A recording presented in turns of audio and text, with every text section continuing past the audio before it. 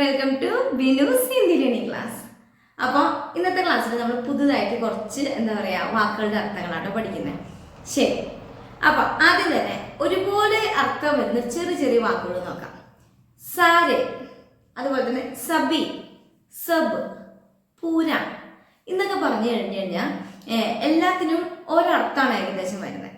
നമുക്ക് സെന്റൻസുകൾ നോക്കാം. എല്ലാം എന്നുള്ള ഒരർത്ഥമാണ് കേട്ടോ. സാരെ അല്ലെങ്കിൽ സബി, സബ്, അതപ്പോ എങ്ങനത്തെ സെന്റൻസുകളിലാണ് വരുന്നത് നമുക്ക് നോക്കാം. ഓക്കെ, ശരി.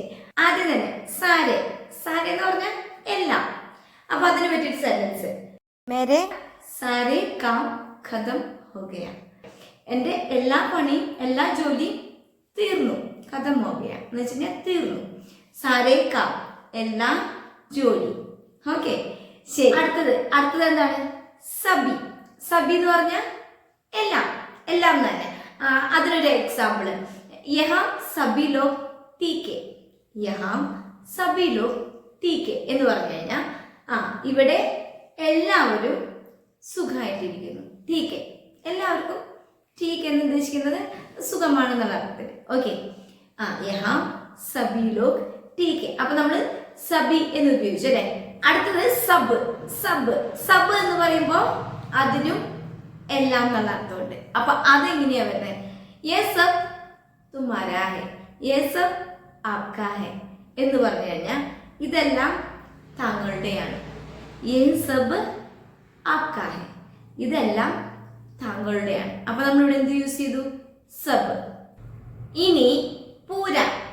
പൂര എന്ന് പറഞ്ഞു കഴിഞ്ഞാൽ ഇപ്പൊ ഞാൻ ചോദിക്കുകയാണ്, കൊച്ചിനോട് ചോദിക്കുകയാണ്, എന്തെങ്കിലും ചോദിക്കുമ്പോ അവനെ വിക്കി വിക്കി പറയും, എനിക്ക് മുഴുവൻ ആൻസർ കിട്ടണം. മുജെ പൂറ ജവാബ് ചാഹിയെ. ജവാബ് എന്ന് പറഞ്ഞാൽ നമ്മൾ പഠിക്കാത്തൊരു വാക്കാണ് കേട്ടോ, ആൻസർ ആണ് കേട്ടോ. അപ്പൊ ഇന്നത്തെ ക്ലാസ്സിൽ അതും കൂടി പഠിക്കാം. ഓക്കെ, മുജെ പൂര ജവാബ് ചാഹിയെ. അപ്പൊ പൂര എന്നുള്ള ഉദ്ദേശിക്കുന്നത് എല്ലാം എന്ന അർത്ഥത്തിൽ തന്നെ മുഴുവൻ.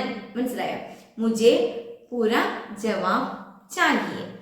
അപ്പൊ ഇതാണ് ഏതൊക്കെയാണ്? സാരെ, സബി, സബ്, പൂര. ഇതിനെല്ലാം നമുക്ക് സിറ്റുവേഷൻസ് അനുസരിച്ച് ഏത് വേർഡാണ് യൂസ് ചെയ്യേണ്ടതെന്ന് നോക്കിയിട്ട് എല്ലാം മുഴുവൻ എന്നുള്ള അർത്ഥത്തിൽ വരുന്ന വാക്കുകളാണ്. ഓക്കെ, ശരി. ഇനി നമ്മൾ പറയാണ് last week. Last week, last week എന്ന് ഹിന്ദിയിൽ എങ്ങനെയാ പറയാ? പീച്ചലെ സപ്താഹ്. സപ്താഹ് എന്നാണ് വീക്കിനെ പറയുന്നത് കേട്ടോ. പിछले സപ്താഹ് എന്ന് പറഞ്ഞു കഴിഞ്ഞാൽ ലാസ്റ്റ് വീക്ക്. അപ്പൊ ലാസ്റ്റ് ഇയർ ആണെങ്കിലോ ഇയറിനെ പറയുന്നത് സാൽ എന്നാണ്. പിछले സാൽ, പിछले സാൽ. മനസ്സിലായോ? ഓക്കെ, ഇനി അടുത്ത ആഴ്ച എന്നാണെങ്കിലോ അഗ്ലെ സപ്താഹ്, അഗ്ലെ സപ്താഹ്. അതുപോലെ തന്നെ അടുത്ത വർഷമാണെങ്കിലോ അടുത്ത ഇയർ അഗ്ലെ സാൽ, അഗ്ലെ സാൽ. ഇനി ഞാൻ അടുത്ത വർഷം കാണാം, അഗ്ലെ സാൽ മിലേംഗെ. അതാണ് കേട്ടോ. അപ്പൊ അഗ്ലെ സാൽ അതാണ് അടുത്ത വർഷം. ഓക്കെ, ശരി. ഇനി നമ്മൾ പറയാണ് ഫസ്റ്റ് ദിൻ.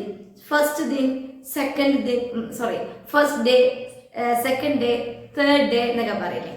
അപ്പോൾ ഫസ്റ്റ് ഡേനെ നമ്മൾ പറയുന്നത് പെഹ്ലാ ദിൻ എന്നാണ്. പെഹ്ല എന്ന് പറഞ്ഞാൽ ആദ്യത്തെ, പെഹ്ലാ ദിൻ. സെക്കൻഡിന് ദൂസരാ ദിൻ, ദൂസരാ ദിൻ. തേർഡിന് തീസരാ ദിൻ, തീസരാ ദിൻ. മനസ്സിലായോ? അപ്പോ ഫസ്റ്റ് ഡേ പെഹ്ലാ ദിൻ, സെക്കൻഡ് ഡേ ദൂസരാ ദിൻ, തേർഡ് ഡേ തീസരാ ദിൻ. അപ്പൊ ഇത്രയും മനസ്സിലാക്കി വെക്കാം. ഓക്കെ, അപ്പൊ അടുത്തതൊക്കെ നമുക്ക് വരുന്ന ക്ലാസ്സുകളിൽ ഇടാം കേട്ടോ. ശരി, ഇനി നമുക്ക് കുറച്ച് വാക്കുകളുടെ അർത്ഥങ്ങൾ നോക്കാം. ആദ്യം തന്നെ ജവാബ്. ജവാബ്, ജവാബ് നമ്മൾ നേരത്തെ പറഞ്ഞു അല്ലെ.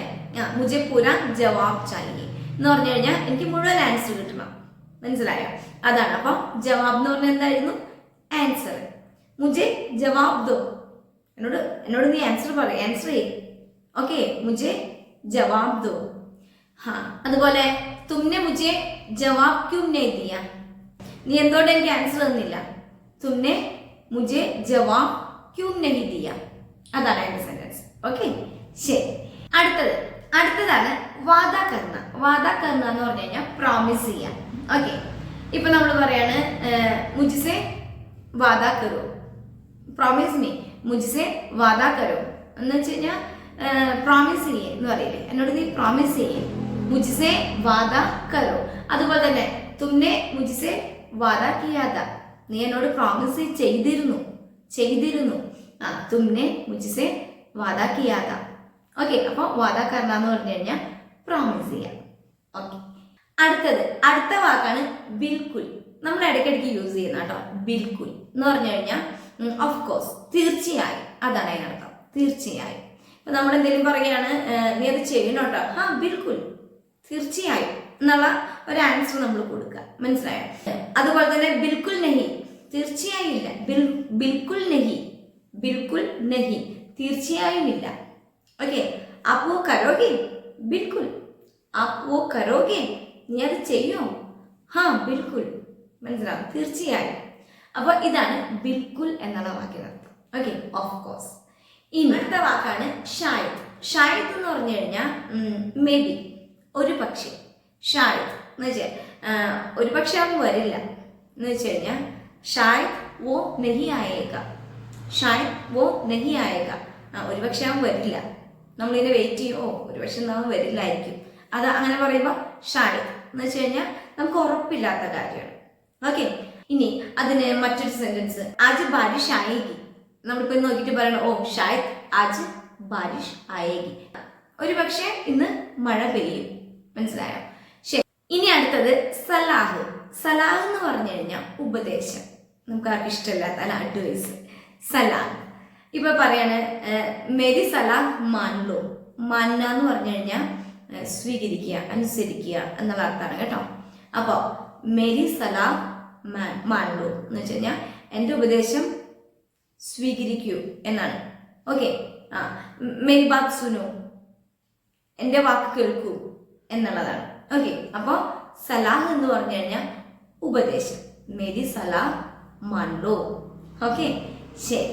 അടുത്തൊരു വേർഡാണ് നഫ്രത്ത്. നഫ്രത്ത് എന്ന് പറഞ്ഞാൽ വെറുപ്പ്. നമ്മൾ ഏതൊരു ക്ലാസ്സിൽ പറഞ്ഞു പോയിട്ടുണ്ട് നഫ്രത്ത്. ഇപ്പൊ പറയാണ്, സെന്റൻസ് ഇതല്ല, വേറെ സെന്റൻസ് ആയിരിക്കും. Don't hate me, don't hate me, എന്നെ വെറുക്കല്ലേ എന്ന് പറയില്ലേ. മുജിസെ നഫ്രത്ത് മത് കരോ, മുജിസെ നഫ്രത്ത് മത് കരോ, ഡോണ്ട് ഹേറ്റ് മീ, അതാണ് കേട്ടോ, എന്നെ വെറുക്കല്ലേ. ശരി, ഇനി ഒരു വാക്കാണ് അക്കേല. അക്കേല എന്ന് പറഞ്ഞു കഴിഞ്ഞാൽ തനിച്ച്, അല്ലെ? മേ അക്കേലാവും എന്ന് പറഞ്ഞു കഴിഞ്ഞാൽ തനിച്ചാണ്. അപ്പൊ ഇത്രയേ ഉള്ളൂ. നമ്മൾ പഠിക്കാത്ത കുറെ വാക്കുകൾ സോർട്ട് ചെയ്തെടുത്ത് അർത്ഥങ്ങൾ നോക്കിയതാണ് കേട്ടോ. 2-3 ക്ലാസ് കൂടി കഴിഞ്ഞാൽ ഇനി കംപ്ലീറ്റ് നമ്മൾ സെന്റൻസസ് മാത്രമേ ഉള്ളൂ. 15 ഡേയ്സ്, 45 ക്ലാസ് കഴിഞ്ഞു കഴിഞ്ഞാൽ 15 ഡേയ്സ് നമ്മൾ ഓൺലി സെന്റൻസസുകൾ മാത്രമേ പ്രാക്ടീസ് ചെയ്യുള്ളൂ. അത് നിങ്ങൾ നന്നായിട്ട് പ്രാക്ടീസ് ചെയ്യണം. അതുവരെയുള്ള എല്ലാ അർത്ഥങ്ങളും സംസാരിക്കാൻ ആഗ്രഹമുള്ളവരാണെന്നുണ്ടെങ്കിൽ ഈ കഴിഞ്ഞ ക്ലാസ്സുകൾ മൊത്തം അർത്ഥങ്ങളും എല്ലാം, നമ്മളിപ്പോൾ അറിയാത്തൊരു കാര്യമായിരിക്കും ഹിന്ദിയിൽ ഒരുപാട് അർത്ഥങ്ങൾ, അല്ലേ? അപ്പൊ അതെല്ലാം പഠിച്ചു വെക്കുക. സെന്റൻസുകൾ ഇനി നമുക്ക് അത് കഴിഞ്ഞ് പഠിക്കുമ്പോൾ വായിച്ചിങ്ങനെ എന്താ പറയാ, പ്രാക്ടീസ് ചെയ്യുമ്പോൾ വളരെ എളുപ്പമായിരിക്കും. അർത്ഥങ്ങൾ അറിഞ്ഞു കഴിഞ്ഞാൽ സെന്റൻസുകൾ നമുക്ക് പെട്ടെന്ന് ക്യാച്ച് ചെയ്യാൻ പറ്റും.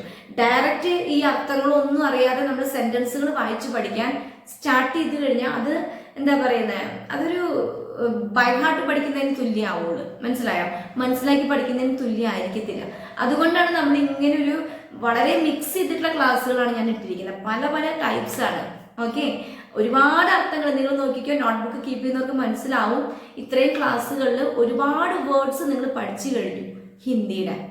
ഓക്കെ, അപ്പോൾ മുന്നോട്ടുള്ള ക്ലാസ്സുകളിൽ ഓൺലി സെന്റൻസസ് നമ്മൾ യൂസ് ചെയ്യേണ്ടി വരുന്ന കുറേ സെന്റൻസുകൾ നമ്മൾ നോക്കും. അപ്പോൾ സെന്റൻസുകൾ പ്രാക്ടീസ് ചെയ്യണം. കേൾക്കുമ്പോൾ പുതുതായിട്ട് തോന്നും, അതിലും വല്ല പുതിയ അർത്ഥങ്ങളുണ്ടെങ്കിൽ നമുക്ക് അപ്പോൾ പഠിക്കാം. ഓക്കെ, കൂടുതൽ നമ്മൾ പഠിച്ചിരുന്നത് തന്നെയായിരിക്കും. ഓക്കെ, അപ്പോൾ ഇത്രയുള്ള ഇന്നത്തെ ക്ലാസ്. എന്നും പറയുന്ന പോലെ തന്നെ സബ്സ്ക്രൈബ് ചെയ്ത് ആരെങ്കിലും ഉണ്ടെങ്കിൽ ഒന്ന് സബ്സ്ക്രൈബ് ചെയ്തിട്ടേക്കുക. അറിയാത്തവരിലേക്കായിട്ട് ഷെയർ ചെയ്ത് കൊടുക്കുക. പിന്നെന്താ, ക്ലാസ്സസ് എല്ലാം ഇഷ്ടപ്പെടുന്നുണ്ടെങ്കിൽ ലൈക്ക് ഒന്ന് ചെയ്യണം കേട്ടോ. ശരി, അടുത്ത ക്ലാസ്സിൽ കാണാം. Bye bye.